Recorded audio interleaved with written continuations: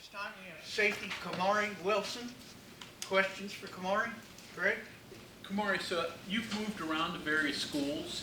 Is that difficult? Does that help you in a way? You've learned a lot of different systems, made a lot of different friends, positives and negatives of moving around a lot. Honestly, I would say,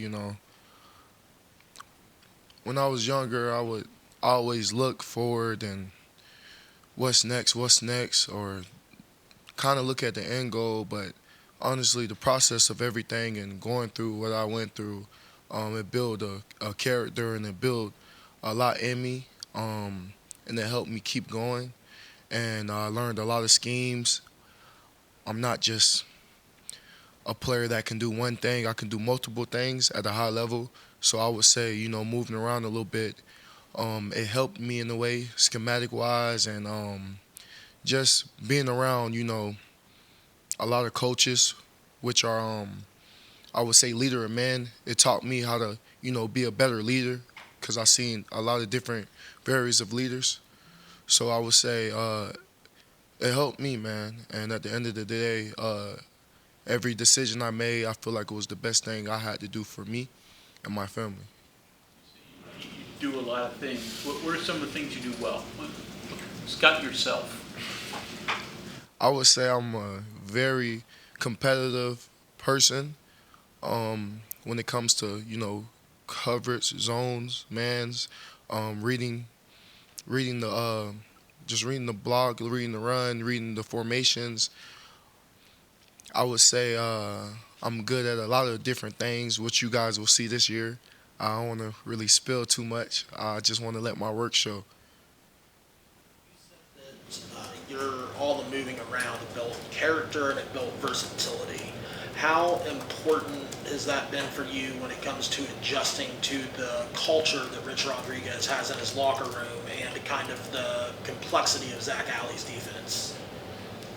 I mean, it's the hard edge culture. It's the hard edge mentality. And just from a young age and growing up where I came from, Fort Pierce, Florida, that standard is something I live and was held to my whole life. And that's another reason why I came here. I wanted to be challenged. And just like Rich Rod says, the better man you are, the better football player you are. And that's very important for me. So a lot is made about Zac Alley having a quote-unquote complex system. That's what you just talked about there.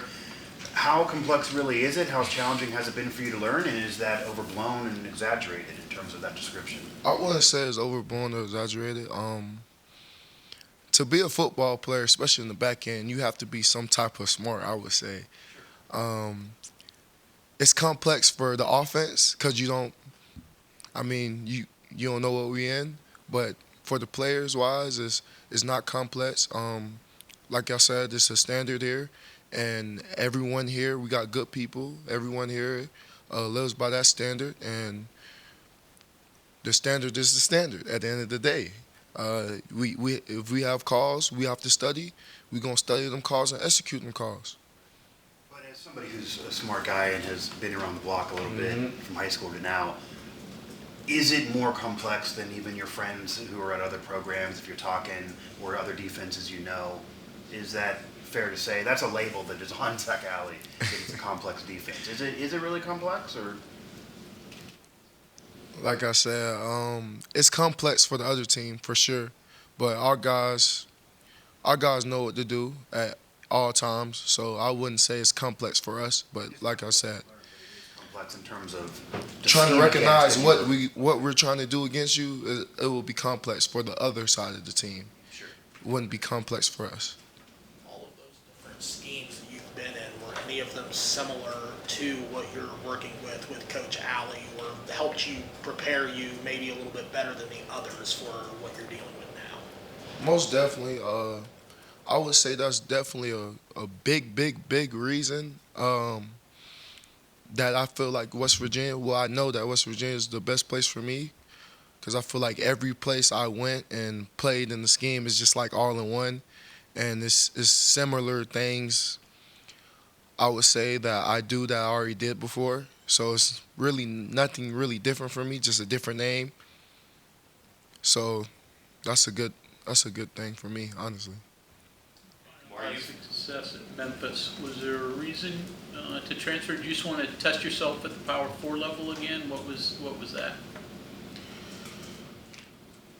At the end of the day, it was all about opportunity, and like I said, who would develop me as a man. That's the most thing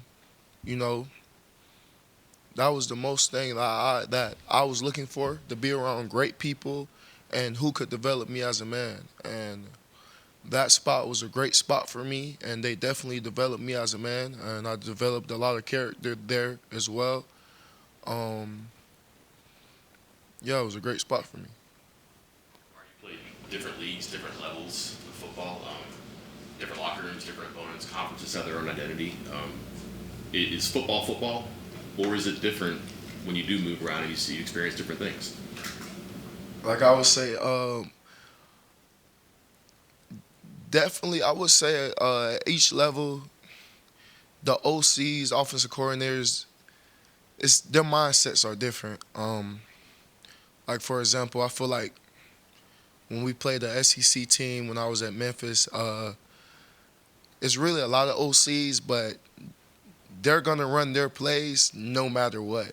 Even if, like, someone links their playbook, they're going to run their plays, like, no matter what. And they're going to throw it to the person that he was supposed to throw it to. So I actually like kind of playing teams with, like, I wouldn't say ignorant OCs, but, like, OCs at that, because film study, they're confident in what they're going to do, probably not going to make an adjustment. They're going to, if things get hard, they go back to square one and run their plays. And a lot of OCs are like that. But at the end of the day, football is football.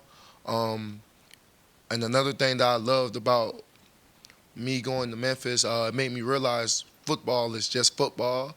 It don't matter what team it is. So now how I look at things is I'm playing every game like it's the championship game. So that's my mindset coming into every game. Did that just kind of come naturally? Did it learn over time? And how do you present yourself as a leader on the field, and with your teammates? I always consider myself a leader, but leaders have to listen and sit back and get led too. And, just being around, like I said, a man that was going to lead and show you how to be a man and on and off the field, it built character in me, and it showed me how to be a better leader. I know some guys, you can't just yell at them in front of everybody. You just got to have a personal relationship with them and come up to them even after the play or after practice and speak to them that way. And the thing about West Virginia is, man, this is the closest team I've ever been a part of. It doesn't feel like we're just a bunch of transfers playing just to play. It feels like a family here, from coaches to janitors to cooks. We know everyone's name. We talk to everyone, and it's just like a big family. Playing a lot as a true freshman in the SEC, how did that, I guess, enhance your development? And is there an eye-opening moment or two from that season that you look back on? Most definitely.